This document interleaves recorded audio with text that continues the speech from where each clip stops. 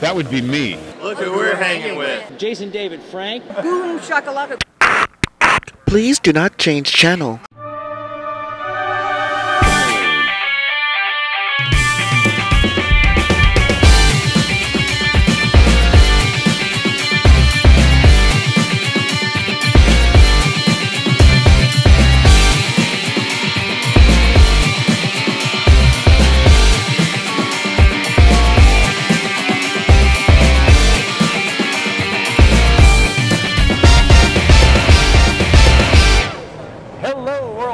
Welcome back to the Hangin With Web Show. I'm GW Pomichter. I'm Christian Basel, and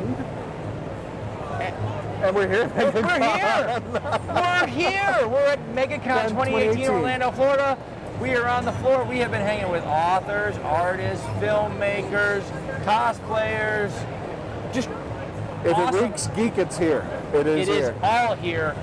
We are here right now, Hangin With Web Show alumnus and our favorite educator, Nicole Jobin. Nicole, thanks for coming in and hanging with us again. Thanks for having me. Wow, big things happening. Big things happening. Huge. You are now the reading coach. Yep. Wow. At Sleepy Hill Middle School. Nice. So, educator for 14 years, but this is a big step because not only is it teaching, I'll be with kids still, but I'll be teaching teachers to actually not really the content, but the craft of making it work inside the classroom. Which is fantastic. And now the last time you were on the show, we talked about your initiative working to bring more comics into the classroom to help kids. That comic books are the gateway drug for reading. Yes. In a drug-free school. That's the only drug allowed. It's the only drug allowed at school. Yeah. So, how's that going? How's it been going? It's been kind of a rough road with Comic Book and all the things that are going on, but it's been a little easier to sell people on the idea of comic books when it's all over in pop culture. Yeah. So it's been helping a lot. I did a pilot last school year, not this last school year, but 2 years ago, and we read X-Men God Loves, Man Kills. Right? I didn't say it backwards. Oh, she's going to make us think. I always say it backwards, that's why I'm asking. Yeah, but, I don't. Ryan is going to tell us. Shame. She got it right now. She's spot on. See that? All right. And yes, we all need a handler from time to time. It's just unfortunate Brian's job is handling all of us. We've hit a new low. Sorry, guys. So, you know. Well, he handles me all the time, so it works out. And YouTube, you know what they're doing right now. Yeah. Tell them. They went there. You went there. Give them the teacher thing. You went there. Just for the sake, give it a thumbs up. Just go ahead, give this one a thumbs up. How come I don't care Brian if you is like giving it or thumbs not. up Just in the give it a back? thumbs up. You did catch that. This one has to move up. Educator, right? Middle school, yes. So they really enjoyed it, and the kids that weren't quite sold on it still enjoyed the fact that there was that fight between good and evil, and they could see the same kinds of things happening in the world today. So they could relate to a lot of what was going on with racism, and we had a lot of discussions. And it wasn't even about reading the comic book necessarily, it was about talking about how it connected with the real world outside. Provoking thought. Wait a minute. I mean, there's a teacher in school who is pushing and poking and provoking thought? Yes. And she got promoted? Yeah, I'm not in the classroom anymore. All right. Education done right. Okay, so let's remind everybody, what drove you to consider comics as a teacher, as a teaching medium? Well, because I was really into the comic book media, and I had read Strangers in Paradise and J.O. Barr's Crow, and I was reading. And so when all of the movies like Avengers and X-Men and everything started coming out, it was like, well, these are people, characters that our kids can relate to. And they deal with real world things that our kids are dealing with, just in a different form. So we all struggle, and when we say the struggle's real, it really is. So if they can connect with any one character, it makes reading easier. And the pictures make reading easier. It teaches vocabulary. it helps struggling Christian's readers. been telling me that forever. Picture books make reading so much easier. Well, we laugh about this, but because when I was a kid, if I had a comic book and my biology book looked like a big thick comic book, I might have been more prone to look at it more because there's pictures, there's interaction with you open a book and the kid sees it, all it is words, boring. I'm not I don't. But if they see something that spots their eye, and there then has to be something that they connect with. Exactly, the connection's all that matters. Yeah. He knows he works with a writer. Words, boring. You see what he did there? Yeah, that was. See what he did there? I'm a lit teacher. Yeah, so we put Nicole right between us, and she's like, "Whoa, guys!" But eventually, they make their way to the hard stuff. See, but words are powerful, and Like books drugs. can take you anywhere. So the whole point is, if we put a book in somebody's hands that they can easily connect with, and it's meaningful for them, then it will be easier to transition from what he considers boring, with a million words on the page, to something that now they can visualize what's happening because they have the vocabulary. They can draw the pictures in their own mind. One of the things that comics, I think, does for young people is before our minds have adapted, before we can actually draw the movie in our mind, comics put it on the page so that we can see it. And then later, when we start reading more advanced things, we can now paint the pictures for ourselves. We've got that artist's interpretation from before to paint it. That's what movie directors are doing in the cinemas now. They're taking that pre-existing panel and reimagining it. And that's why I think that's why we teach reading the way we do. We introduce picture books first. And a lot of the picture books that we use with our youngest children are just pictures. They create the story. Yeah. And then it's fewer words, and then it becomes more words and less pictures. And when we get kids to middle school, we say, well, here's this book, and you're just going to read. And there's no picture, and there's nothing for them to connect with. So at some point, there's a disconnect between using pictures to understand the world and then just using words. So the first 3 years... Bridging that gap. The first 3 years, we're learning to read. And then the next 3 years, 4 years, 15 years, you're reading to learn.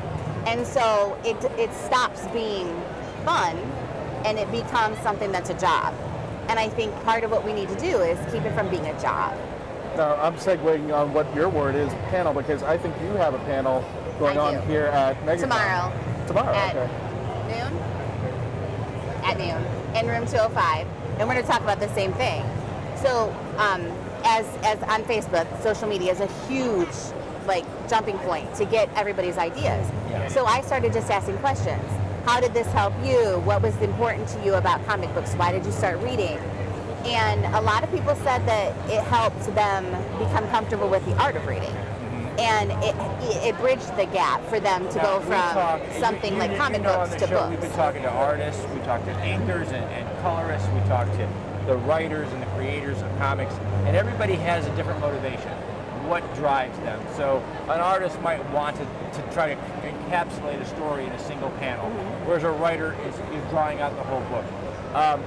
You get to see the impact of these stories, this art, and these journeys on young people.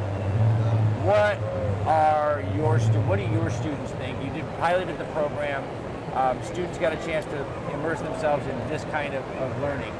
What were the biggest things that your students brought away? What were their favorite stories? What were the things that they connected with the most? I had a lot of kids that were reading comic books on their own. And so they weren't interested in reading any of the classics, that the textbook companies put out now to help struggling readers. But they were really interested in the real world problems that were involved and connecting with characters. So they'd talk about Bone, and they'd talk about just X-Men or anything that they were reading, and then they'd talk about how it was important to whatever was going on in the world. So we were talking about X-Men, and the book basically is the Martin Luther King. It's an allegory for racism. Right. Is the X-Men And so mission. when and I don't censor anything. So like my assistant principal was a little worried about it, and I said, well, this word it comes in there, and the kids are like, well, it's not a big deal. And I said, but it is a big deal. I said the reason the word has such a negative connotation is the years that it's been negative. And there's no way you can take that back, no matter what letters you drop off or whatever. I said, it's just like calling Kitty Pryde a mutie.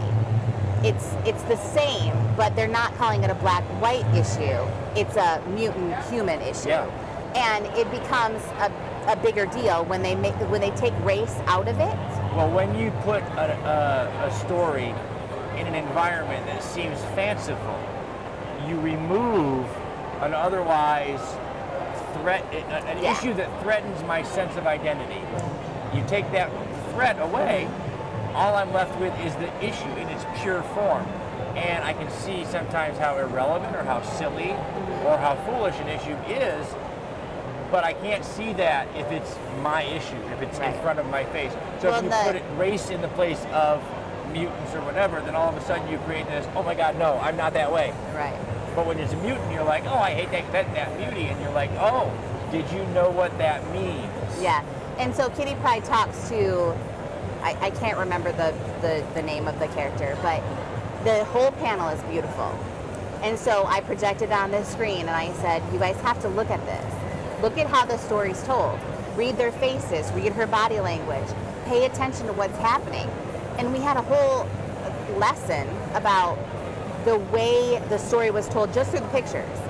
I didn't want them to look at the bubbles right then. I wanted them to look at the picture and how what she said hit her and how it derived the emotion that the writer wanted. Well, I like the way you did that, because by not focusing on the bubble, by not focusing on the words, I think you a were lot able of kids to read say, it first, but... Well, you were able to say, here's the picture, here's the scene, and now, here's the dialogue. Here's what's being done. Now, you've actually helped them to give, again, meaning to those words. Because it didn't just happen in this entertainment bubble. Right. It happened one stage at a time, so that you got to see, like you said, the effect. Well, and our brain research is telling us now that kids between the ages of 11 and 17 are having a harder time understanding facial expressions. Well, they do so much with words now. The internet is a reader's medium. So these kids are on Facebook, everywhere else. They're reading, they're sending their messages in text. There's no interaction. And not only that, but I mean, the kids, you got it easy today because you can Google anything in the world. Well, we actually had to do some effort. Like, well, you still have to decipher whether it's true or not. Right. And that's the problem, where our kids are not doing And a lot of that. times, when you and I are talking, so much of our conversation is a visual cue. So, for lack of a way to put it, there are something I can tell when you're telling the truth. I can tell when something feels a little shady. I can tell by your mannerisms, whether you look up and to the left or down and to the right, whether you are nervous or calm. Right. These are all visual cues that in an antiseptic environment, on my phone or whatever, I don't get those. I'm trying to interpret in a different way. So when I put you in a social environment, it is a challenge. And I think those comic book panels, as much as movies and television, they play a vital role in teaching our kids how to interact in a social environment, teaching them what visual cues are needed. Right. What sends the message of actual atonement when you say I'm sorry versus just I'm sorry. You know, if you want people to believe those words, there are visual cues that are going to tell you that you're sincere. That's something that needs to also be taught. So if you can do it using pictures, which I realized a lot of my kids in the classroom, they had no idea how to read her face. And I said, look at her eyes. How does she look? And then look at the next panel where she's clenching her fist at her hand, at her side as Kitty Pryde and the others are walking away. I said, think about this. I said, she feels very deeply about this topic, and she understands why it became such a big deal. Well, I got a question now. What, I guess for a better term, qualifies? How do you make the determining factor which comics make the cut to go to the kids?